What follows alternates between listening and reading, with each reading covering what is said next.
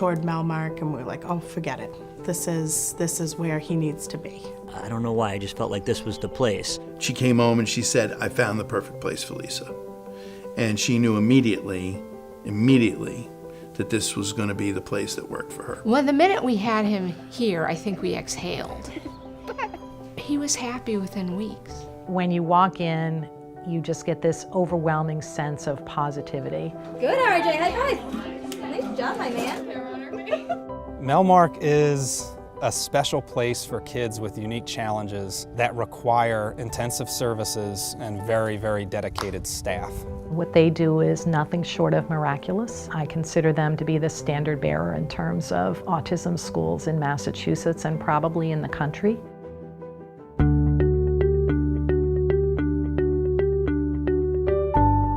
Melmark started in 1966. It started as a program primarily for individuals with Down syndrome. If you look back at what the Crentals originally did, there were no real facilities that weren't institutional.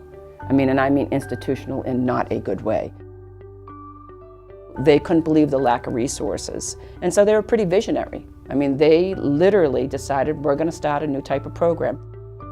20 years ago, when we started Melmark New England, we knew the demand was growing. We started in leased space in an office park, which we outgrew very quickly.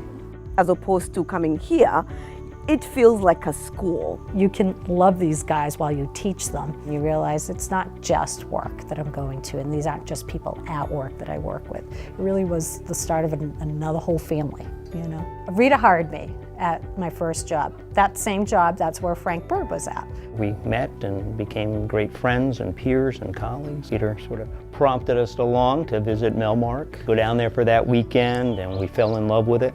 It was actually a pretty stunning setting. The thought process was if you could take all the wonderful things that Melmark does and you marry that with science and technology and how to best care for individuals, and you start to expand the mission footprint and not just who they serve, but how they serve them, you could strengthen both the organization in Berwyn, Pennsylvania, and expand the mission in Massachusetts. And we thought that was pretty cool.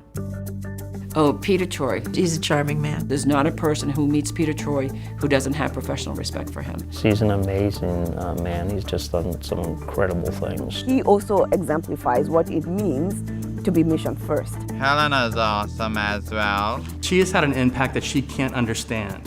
She just has so much energy. Look exhausted watching her. This is truly her life's work. She's a cheerleader. She's incredibly mighty and fierce, and she is not intimidated by any project that comes her way. Frank is amazing. Frank is brilliant. Oh, he's great. Frank's the best clinician there is. And a remarkable teacher. No one who I've ever met has treated people better. But you can find him in a classroom. You can find him at 4 a.m. at a residence. And so he's modeling for young clinicians all the time that none of us are above giving top quality care. To see how he worked with some really complex individuals and they were able to be successful was one of those profound moments where you're like, that's who I want to be when I grow up.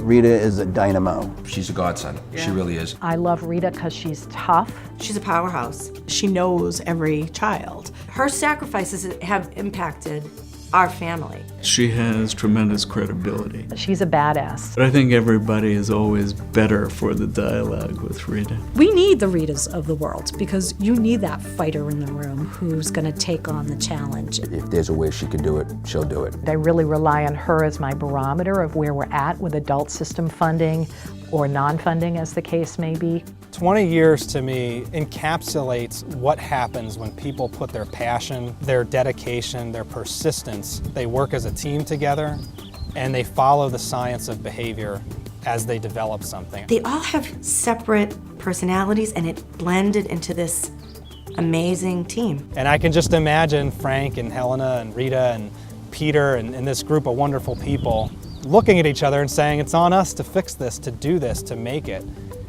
And they did it from the ground up. And I think that's what makes them such tremendous leaders, is there's no struggle a staff member goes through that they haven't experienced themselves and that they haven't overcome themselves. And so that affords them a degree of confidence and expertise that's a major benefit to the field.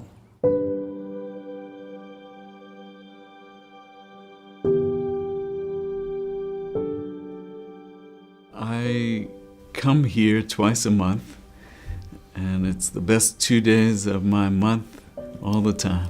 Oh, we love it. Yes, I love it here. I have to say, I love the job. I love it, you know. And I think Daniel loves it, which is the most important thing. Melmark is the best. It's just remarkably good. My brother's quality of life is great. When you change their quality of life, you're changing families. I mean, you're affecting everybody. I knew it was working when my house was a happy place to be. They ground you, but they also don't limit it. They also really truly see every child's potential. They see that in Isabel a lot. It's good to know that people can love and treat your son as much as you wish to do all the time. Just amazing. You see people change. You absolutely see people change, the people that work there, not just the people that Melmark serves. And there's so much good that's come out of this organization. So many lives have been changed, and I'm very fortunate and happy to have had the opportunity to work here.